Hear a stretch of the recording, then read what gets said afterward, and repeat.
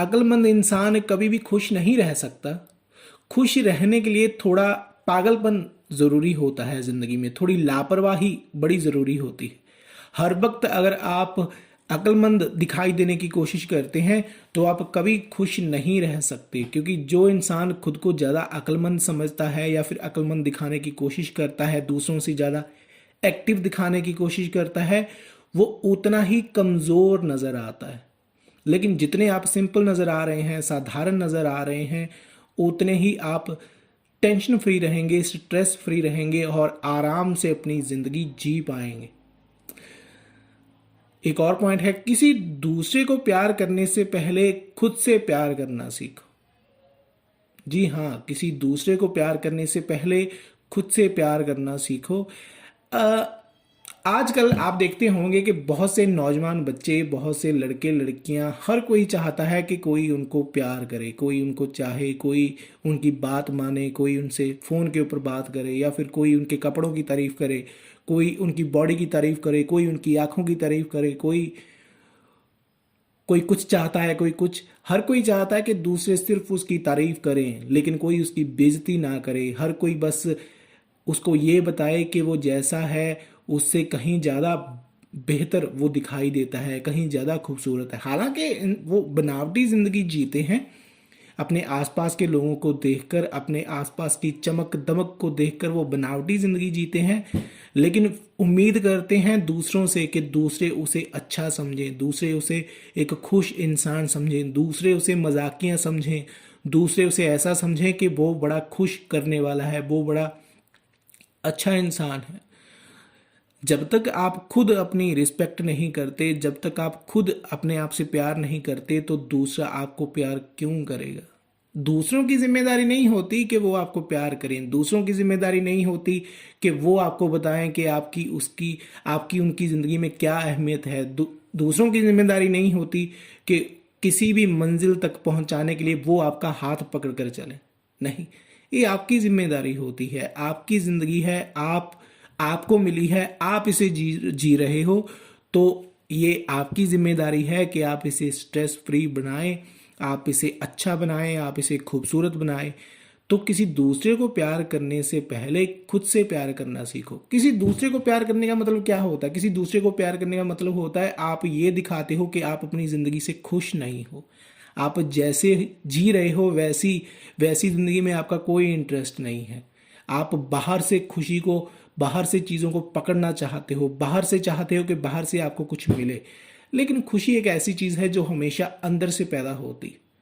बाहर से तो दुख आते हैं, बाहर से तो संघर्ष आता है, बाहर से तो ऐसी चीज़ें आती हैं जिनकी आपने उम्मीद भी ना की हो। तो किसी दूसरे को प्यार करने से पहले खुद से प्यार करना सीखो, उसके बाद ही आपको पता चलेगा कि असल में प्यार करना क्या होता है। ऐसे ही पता नहीं चलता कि किसी से आपको प्यार हो गया, जाकर आपने उसे बोल दिया और बन गई बात। ये कभी नहीं होता। पहले खुद को समझने की कोशिश करो, फिर ही आप दूसरों को समझ में आ पाएंगे और समझ पाएंगे। और पॉइंट है, जैसे बनावटी जिंदगी मैं किसे कहता हूं, बनावटी जिंदगी का मतलब क्या होता है? आजकल क्या चल रहा है, इंसान उनको, कोई भी इंसान उनको पसंद करता है जो उसे वैसा समझते हैं जैसा वो नहीं है लेकिन होना चाहता है।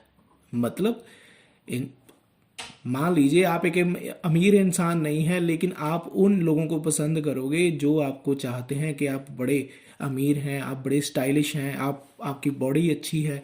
मतलब चाह तो आप तारीफ ही रहे हैं ना, चाहे जैसे भी चाह रहे हैं। आप नहीं चाहते कि कोई आपको बुरा कहे, आप चाह रहे हैं कि आप इंसान कोई भी हो वो आपको अच्छा ही समझे। और क्यों समझे? क्योंकि आप उस अच्छा होने के लिए कोई मेहनत नहीं करना चाहते। तो फिर ये तो नहीं हो सकता। इस तरह तो आप अपनी जिंदगी को अच्छा नहीं बना सकते, खूबसूरत नहीं बना सकते।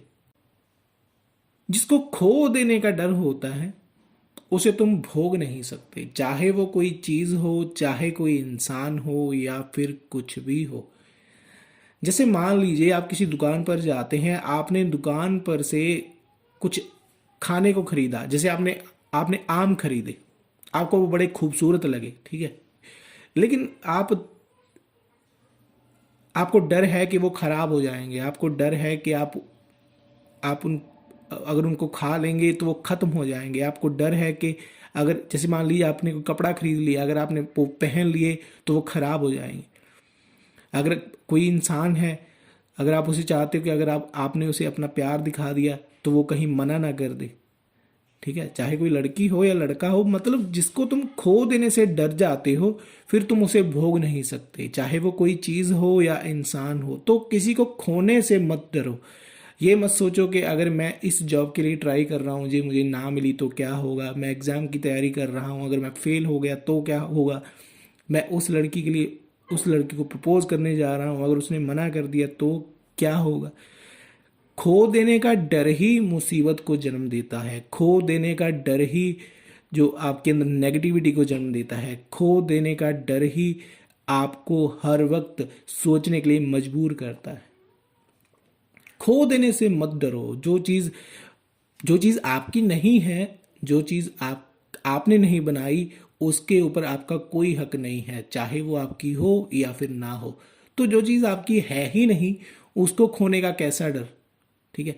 तो खो देने से मत डरो। इस तरह भी आप अपनी ज़िंदगी को बेटर बना सकते हैं। और जिसको खरीदा या फिर बेचा ना जा सकता हो, वही चीज़ मूल्यवान होती है। प्यार की तरह, हवा की तरह, सूर्य की तरह, रोशनी की तरह, चांद की तरह, सितारों की तरह। जिन चीज़ों को तुम खरीद सकते हो उन चीज़ों से कभी भी तुम्हें खुशी नहीं मिलेगी। जिन चीज़ों को तुम पैसों से खरीद सकते हो वो चीज़ें तुम्हें कभी खुश नहीं कर सकती। हाँ, ऐसा थोड़े टाइम के लिए ऐसा होता है कि जैसे तुमने महंगे कपड़े पहन लिए, थोड़े टाइम के लिए तुम बड़े अच्छे, लोग तुम्हारी तरफ देखेंगे, तुम्हें अच्छा लगेगा, लोग तुम्हारी तारीफ करेंगे, तुम्हें अच्छा लगेगा। लेकिन बाद में जब वो चीज़ नहीं आएगी, तुम्हारी तरफ कोई तारीफ नहीं करेगा या कोई तुम्हारी तरफ ध्यान नहीं देगा, तो तुम्हें खुद ही लगने लगेगा कि तुमने कोई गलती कर दी है। हालांकि वो कोई गलती नहीं होती, लेकिन तुम्हें लगने लगेगा, ठीक है। तो जो चीज़ें तुम खरीद सकते हो वो तुम्हें कभी खुशी नहीं दे सकती। मूल्यवान वही चीज़ होती है जिसे खरीदा ना जा सकता हो। प्यार कभी खरीदा नहीं जा सकता। कोई गर्लफ्रेंड कभी खरीदी ना नहीं जा सकती। बॉयफ्रेंड कभी खरीदा नहीं जा सकता। हवा को आप नहीं खरीद सकते, सूर्य को नहीं खरीद सकते, चांद को नहीं, बारिश को आप नहीं खरीद सकते, मौसम को आप खरीद नहीं सकते।